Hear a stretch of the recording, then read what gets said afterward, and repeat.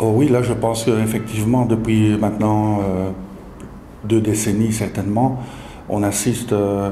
dans ces pays d'Asie que vous avez cités à une augmentation significative des productions agricoles, hein. Je vous dirais simplement, quand moi j'ai commencé mes recherches au Vietnam, le Vietnam produisait 50 000 tonnes de café. Aujourd'hui, 1 million de tonnes, hein. Donc on voit tout de suite les gains de part de marché qu'un pays comme le Vietnam a pu prendre sur un marché compliqué que celui du café Robusta. En riziculture, idem, hein, il n'y a pas évidemment que les productions de rente. Aquaculture, production animale en général, production porcine. Donc un développement tout à fait spectaculaire et un développement spectaculaire aussi dans des zones qui étaient traditionnellement dévolues à la riziculture. Hein, on est quand même dans des zones comme le Chao Phraya, le Mekong, le fleuve Rouge, donc des deltas qui ont connu et qui connaissent des conditions quasiment optimales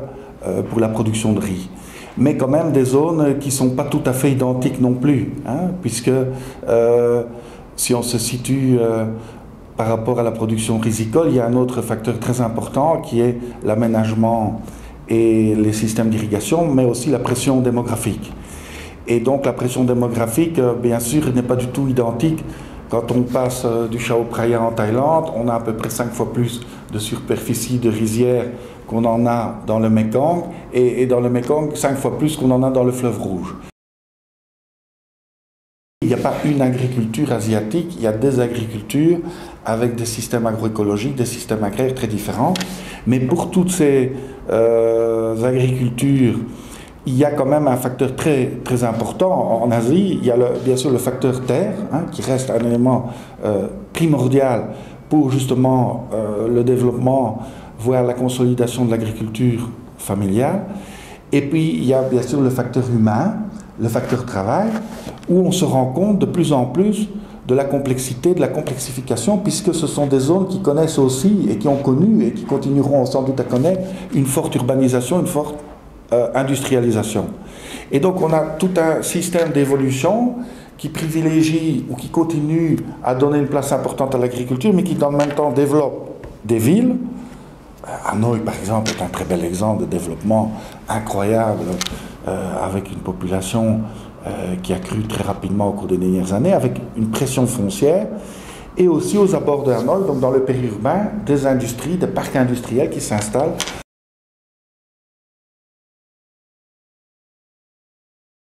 C'est-à-dire qu'on n'a pas un seul développement, on a des développements basés sur des modèles très différents. Des modèles soit avec des capitaux étrangers où on a une industrialisation agricole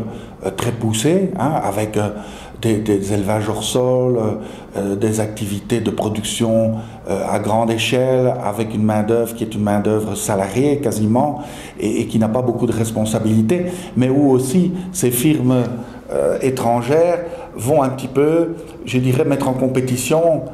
les agriculteurs du monde, hein, et où on va se retrouver donc avec des éléments très financiers, et parfois la crise financière l'a montré, ou des problèmes sanitaires font qu'il y a des délocalisations très rapides et même un peu sauvages de ces entreprises par rapport à un contexte de développement rural. Et aussi par le fait que ces entreprises très intensives, il n'y a pas toujours, il y a même rarement la prise en compte de toutes les externalités environnementales de ce type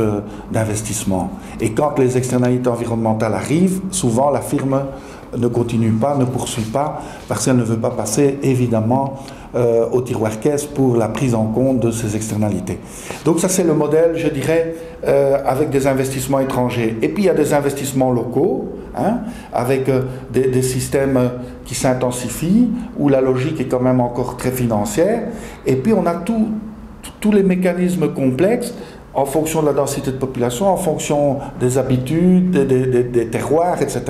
où on a une véritable agriculture familiale, mais qui entretient, je dirais, des relations très fortes et très intenses avec des revenus complémentaires tirés notamment du travail dans le secteur du bâtiment ou du travail à la ville ou d'autres formes de ressources de revenus.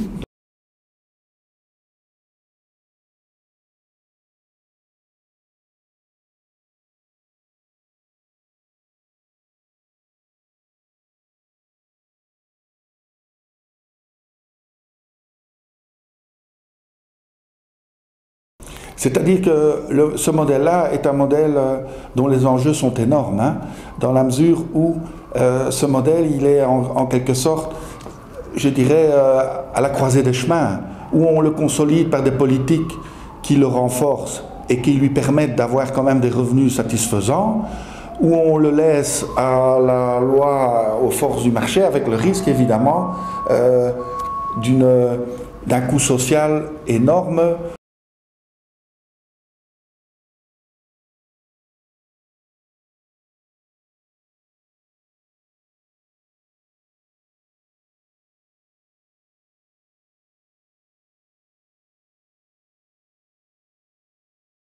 Je crois que oui, hein, je crois que c'est là-dessus qu'il faut jouer. Bon, mais ce qui se passe, c'est que dans ces filières plus traditionnelles, on a aussi tous des systèmes de chaîne de valeur plus informels,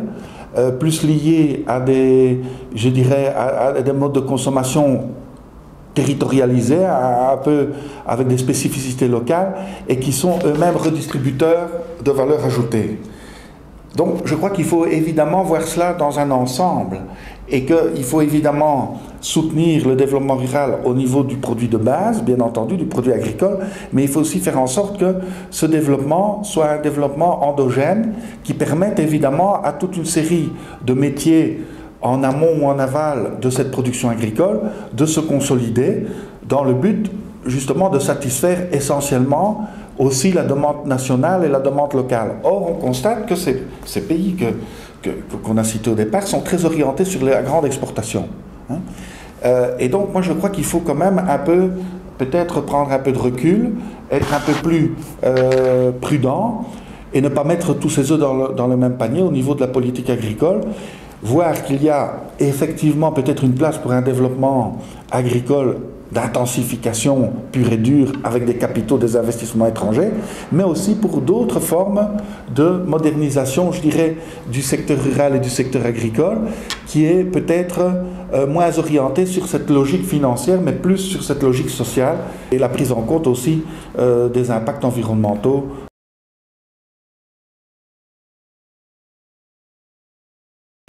Mais bon, il y en a plusieurs évidemment, hein, puisque comme vous l'avez dit,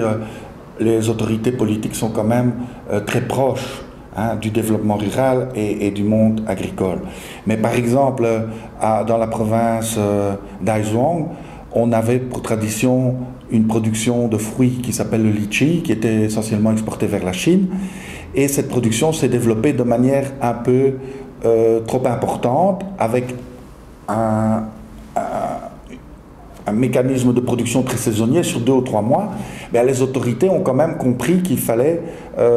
accompagner à la fois les producteurs de litchi en les organisant, en les groupant, mais également leur donnant des moyens de séchage ou de conditionnement du litchi par le biais de la transformation agroalimentaire. Et là, il y a eu des investissements publics qui ont fait que certains éléments de la production ont trouvé des débouchés au niveau d'une industrie de transformation supportée par les pouvoirs publics.